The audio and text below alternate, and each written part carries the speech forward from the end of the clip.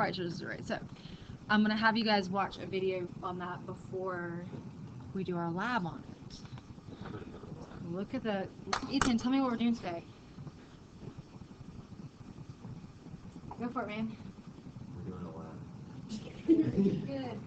Specifically law conservation and matter lab, yeah. Some units have a lot of labs, some units are more like just vocabulary driven, language driven, they're not as hands-on. So I take advantage of the hands-on because I was just telling another person is in honors, you generally will go through, learn it, do some memory work with it, understand it, and then dive deep into it and do some applications with it. So that's always my goal, is to try to go through that cycle every single time. Because if you learn it and you don't do anything with it, how do you really know you know it? So that's what our goals are. So the first two terms up here, intrinsic and then extrinsic. I'm thinking maybe some of you guys actually might know what intrinsic means. Who feels like they have intrinsic motivation to do well in life, to do well in school? Meaning, like, you don't need somebody else to go, here's some candy if you get an A on your test, or here's $10 if you get an A on test. Who just naturally inside wants to do well? I'm hoping more hands than that. Oh, that's cool, that's cool. Like, I was a person who wanted to do well. It really helped that, you know, outside if I did well, like my mom was proud of me, or like my grandpa, he would give like each of us kids like $20 for every A we made on the report card. So I would strive for that, you know, AAA. So that's extrinsic. Like outside rewards, that's extrinsic. Intrinsic means that you naturally inside have a characteristic that says, I want this for myself. I don't need outside rewards. So, you know, some of us will have those for different things. So with matter, with chemistry, it's somewhat related to those everyday life terms. So an extrinsic or an intrinsic property is just a characteristic that's just naturally true about that piece of matter. So water, what's the density of water? 1 gram per milliliter. No one's made a comment on my nice working board yet. Yeah, it's got the green light. Okay, thank you. So it doesn't matter if I have an ocean full of water or if I have 1 gram of water. It's water. Its density is 1. It doesn't matter what it is, like what the quantity amount it is. It's just an intrinsic property. The specific heat of water, which is actually another ratio, it's 4.18 joules per gram degrees Celsius. That's true for 1 gram of water or 1,000,000 grams of water. It doesn't matter how much I have. It's just a natural characteristic. What's the boiling point of water? Don't you say the F word. 100 degrees Celsius. We don't say the Fahrenheit. Okay, so that's true no matter 100 grams, 1,000,000 grams, 1 gram. It's the same thing. So that's all inherent characteristics. It's the characteristic property of matter. Then you get into extrinsic properties that actually are based on how much you have of it.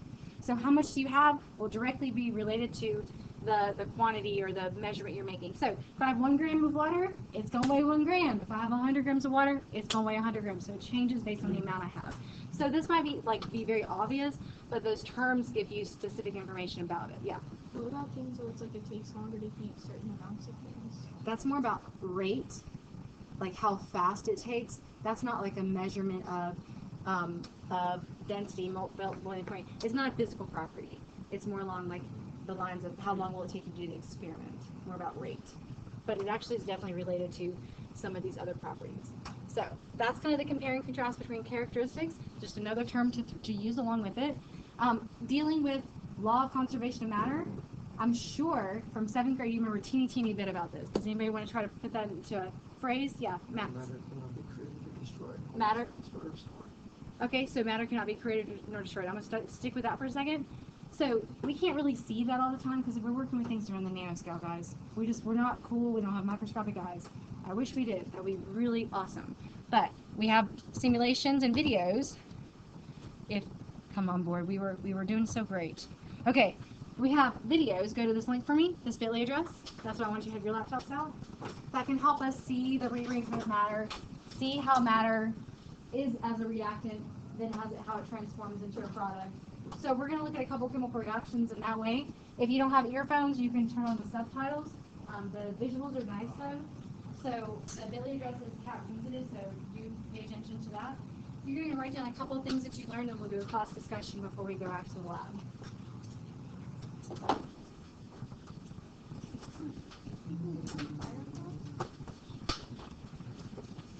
So we're probably gonna take maybe 6 to 8 minutes or 2 videos on that link. So it talks about what you're looking for in the little description.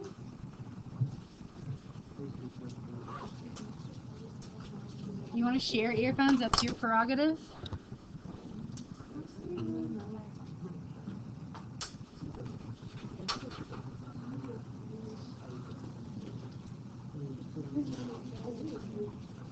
If you don't know how to turn on subtitles, I can help you with that. One more time.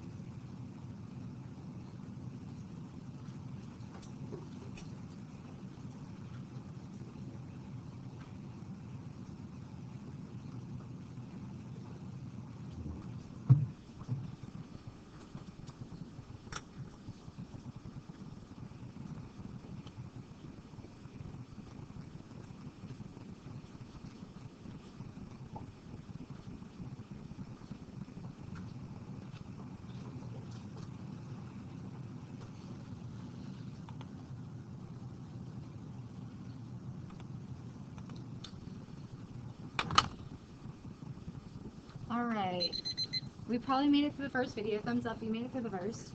The second one is similar in how it describes some things. I thought the first one was better. So earphones out, halfway close your computer if you're distracted. So let's recap a couple of these things out loud. So I know we had one basic definition, and if you didn't write it down from your notes, or if you're a visual person, I would definitely write it down. What is the law of conservation of matter? Anybody want to add to our definition? Zach, give me something that you maybe observed in the animations. Okay, so matter itself cannot be created or destroyed. Oh, okay, so that's what I was looking for. I was looking for an addendum, so something else after that. So matter cannot be created or destroyed, but is only what? Anybody? So, but the matter, they're made up of atoms, right? So when you say it's changed, that's not descriptive enough. Rearranged. That's the term that I think would best show you that, yes, yeah, we know chemical changes occur, we know physical changes occur, but what's actually happening on the atomic level is just only rearranged. So if you were to write down any kind of definition, that's what you're looking for. And so you saw how the atoms are just changing places, changing partners. But with those changes, we can obviously see some of those like macroscopic things that are happening. We can see gases forming. We can feel heat forming. We can see a solid change color, from blue to white or white to blue like your lab yesterday. We can see it, but we can't see on the atomic level what's happening. So to show what's happening, we actually write out chemical reactions for it. And so, what's the chemical reaction you remember from biology that plants do? Photosynthesis, and then you do the opposite, right? What do? So the respiration. So I figured I'd start with an example that you knew. Let's go forward here. Write down your photosynthesis reaction. 6 CO2 plus 6 H2O. Thank you. It's kind of hard to see on the board, but I think you can see it. What's that? Okay, so then there's sun. Okay, sun's the light photon energy is used to drive this reaction. Give her. What's C6H12O6? Glucose and 6 oxygens. So you have your generic kind of photosynthesis example. That's like one huge reaction, but truly there's like, I don't know, gosh, 10 to 12 steps within it. It does take a lot to make it happen. Plants are pretty complex. So for us to obey the law, because we are law-abiding citizen, we are not about to break the law. We always write out our chemical reactions balanced. What do I mean by balanced? Equal what on both sides? Equal matter. I'm going to go atoms if we're really narrowing it. Okay, so there are how many atoms of carbon is on the reactant side. And I didn't specify this, but reactants are always on the left side, so the reactants get reacted, they yield products. Okay, so how many reactants are on, how many carbons are in the reactants? 6. So some of us know, maybe I think it's 7th grade, you guys learn how to balance chemical equations. It's been a little while for some of us. So as a quick reminder, the number in the front, that 6 and 6 there, those are called coefficients, right? Coefficients just like you have in math. That little subscript on the back, that 2 on the back is called a subscript. So whenever you're trying to figure out how many you have, or how many atoms you have, you do have to multiply your subscript and your coefficient. So 6 CO2, there's a 2 there, but what's behind the carbon? A 1. So it's an imaginary 1. So you do 6 times 1 to give you 6 carbons, and then you use 6 times 2 to say how many oxygens? 12. So you do distribute that 6 because that coefficient applies all the way across the board there. So there are 6 carbons like you guys just described. How many oxygens were here from the first reactant? So 6 times 2 is 12 oxygens. Then you move further. How many hydrogens are here? 12 again. You're doing 6 times 2, so there's 12 hydrogen atoms. And then you see this, what's on the outside of the O? 1. 6 times 1 is 6 oxygens. So total carbon 6, total hydrogens 12, total oxygens 18. So these are just atoms, they just happen to be bonded in a particular way. The atoms basically all break their bonds, the bonds reform in different manners, and then that particular example, this one forms glucose, which is a huge molecule, and a couple of oxygens. So same story, different side. How many carbons are here? 6. Total, right, there's a coefficient of 1. That 1 times 6 is still 6. How many hydrogens are here? 12, yet again. And then how many oxygens are from the glucose? From just the glucose? 6, and then plus how many are here? 12. That's 6 times 2, that's 12. So you said 6 from glucose plus the 12 that are out here by themselves. Dun, dun, dun. We did break the law, guys. We have 18 oxygens on left and right. We have 12 hydrogens and 6 carbons. So we've tracked the changes and we write coefficients there to balance the chemical equation to be law-abiding citizens. Okay? So that's why we balance chemical equations. So you guys had some reactions from yesterday, right? Okay. The one, I'm going to do one of these with you. Let's do this one. HCl and magnesium. Can anybody describe what happened in that reaction? I think, let's see. Andrew, your group. This is the one that somebody said touch the bottom and you're like, what? And then you guys only use one magnesium. Well, I don't know it's just involved. You want to describe it? Like, You describe what happened. Mm-hmm. Just, it got like busy, got there, it turned to gas. Okay, so it turned to gas. Can you see the gas forming here? What gas? Hydrogen gas. And hydrogen, H2 is a gas. It's a diatomic gas. And it's very flammable. That's what we started step 5 after everything was kind of cleaned up and we finished up with step 4 because we were lighting the Bunsen burners. So we had this. If this was aqueous, aqueous, that means a solution of 6 molar hydrochloric acid. It was really strong acid, so that's what I told you guys to be careful. You added it to this solid magnesium. Well, in that case, it made a gas. It was hot, but you couldn't see this, but it actually made MgCl2, which is magnesium chloride. It was all kind of dissolved in solution of that little liquid that was left at the bottom, but you can't see that, but you know it's there because we have to balance these chemical equations. We have to show where the atoms went. And then you saw this kind of bubble off as a gas. So we can assign states of matter there based off our observations. Second, we also should definitely make sure we're abiding by the law of conservation of matter. How many H's are over here? 1 as it appears, but the way that I've written these examples out, I've written it correctly to the point where that there's a particular way you write a compound out. Like if I just put MgCl, no 2 on the end, that would not be magnesium chloride. I would have written that wrong. There's this particular way with charges. We'll learn that in like a month, but we'll learn how to write these reactions. So this 2 belongs there, don't move it. That 2 belongs there, don't move it. The only thing at this point we can add are coefficients.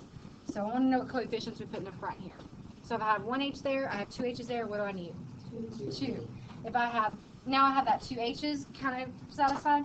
How about the chlorines? How many chlorines are here now? 2, because there's the distributing of 2 to 1. So that's 2 times 1 is 2. That satisfies that chlorine, right? Okay, how about this magnesium? It's good. It's good. So what's my ratio across? 2 to 1 to 1 to 1. I basically established my coefficients, but that was a pretty easy example because there wasn't too much going on there.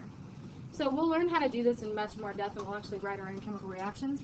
But that's why we kind of talked about reactions and changes and chemical and physical properties, and now we're talking about what do we do to kind of track those changes. Yeah. Are chemical reactions intrinsic or extrinsic? They are not a property. So properties are what you speak of about individual pieces of matter, but then when you start putting all the matter all together, we actually have reactions, and we start talking about the chemical properties themselves. Those, I'm glad you mentioned that. The 2 vocabulary terms that were just there for warm-up, this is up for Monday, sorry, they actually mostly pertain to the physical properties. I didn't show you guys this chart, but the properties of matter, properties that were related to chemical, it's just all the reactivity they can kind of, they have amongst them, within themselves. That would be more of an intrinsic property if I had to assign it.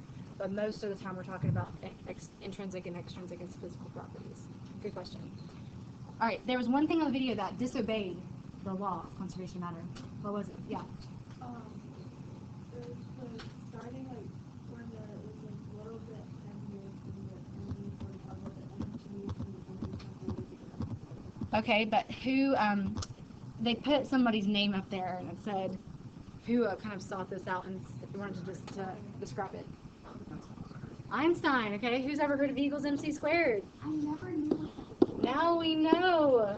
I didn't know this either until I started teaching. I was like, yeah, E equals MC squared. Everybody knows what that is. E is energy. Well, really what's happening is like in reactions that are, we generally say, you know, matter is conserved, reactants products, but some of the reactions like nuclear decay reactions or nuclear chemistry reactions or nuclear bombs, you have a large amount of energy that's given off in these reactions. And so where does that energy come from? It doesn't come from nothing. It actually comes from the little bit of mass that's required to make the energy. But the correlation between that is you can have, like this M right here means mass, this E means energy, and this C right here means speed of light. Okay, so what the heck is the speed of light? It's the speed of light. That one's pretty intuitive. But it's a number that is actually 3.00 times 10 to the 8 meters per second. So when you multiply like 1 gram by 30 million? Large number. You multiply 1 gram by that large of a number, you get an immense amount of energy that comes out of that. That's why nuclear decay and nuclear reactions have so much dramatic, disastrous effects sometimes, because the energy that comes from a teeny tiny amount of mass, they kind of just incidentally converted. So that's the only time the law of conservation of matter is not abided by. But that's because the energy component is considered, but we generally don't mess with that too much because it's a little bit over our pay grade, okay? So, other than that, that is the law of conservation of matter. Let's do that last question on question 5, and then we're moving to the lab, okay? Question 5, gave you H2 and O2 makes water. If you have your head down, please sit up. That's disrespectful. H2, can you guys tell me the masses it had on there? It was written this way, right? Or is it the other way? No, it's right. Okay. And 2H2, thank you. Okay. So now let's balance. What was the mass given? What was the full question? Somebody have it printed out. Only right in front of my face, right here. For the following reaction, what are the reactants, what are the products, and if 26.4 grams of oxygen. Okay, so underneath your oxygen, I'm just going to write this out. 26.40 grams of oxygen produced 79.24 grams of water. How much oxygen would have reacted? So this mass of this hydrogen plus this mass of this oxygen equals the mass of this product. All this is subtraction. Okay, so how are you mathematically solving for this? Minus 26.40. That's exactly right. This is just simple addition and subtraction to show X right here is whatever the difference in mass is. So that's like 52.84 is what I'm hearing. And sig figs is accounted for, or is it decimals that you're looking at? It's actually decimals, because there's 2 decimals here, and then there's 2 decimals here, and there's 2 decimals here. When you're doing addition and subtraction, you consider decimals, not sig figs strictly. Okay. Pull a piece of paper for the lab. We're ready. At the end of class, if you have time, you can either address problems related to, was it chromatography? A couple people still didn't finish. I can always give those back on Monday. Mondays are review days, so like catch up, finish up, review test day. So we should be fine. But we will have, this lab will be done in class. Like, you guys have about an hour. This should take us more than about 45 minutes. So, title it Conservation and Matter Lab. When you get to the back and you open your notebook, you'll see the very first thing you're going to do is kind of pull out your equipment just like normal. The only thing is, it does call for a 600 milliliter beaker. Our scales just don't handle that mass that well. So you're going to pull out maybe a 250, something smaller, 250 mils, something like that. You will be, all the reactants you're using are, when they come together, they become neutral. So you're using acetic acid and sodium bicarbonate, aka vinegar and baking soda. When they come together, they are just going to make a neutral product. So if it's neutral, it'll go down the drain just fine, no problems. You guys won't need to filter anything out. It's all good in the hood, okay? So let's go back to the lab. Grab your goggles.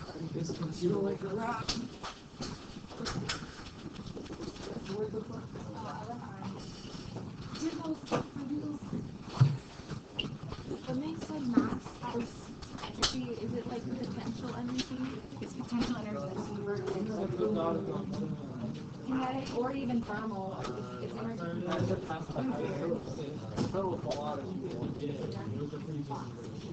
I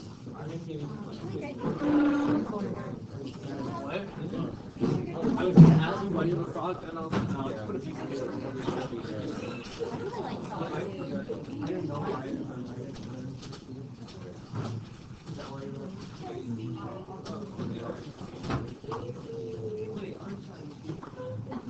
Alright guys, let's go folks. Well, that's your lab book. It's called Law of Conservation Matter. It's the one that they all wanted.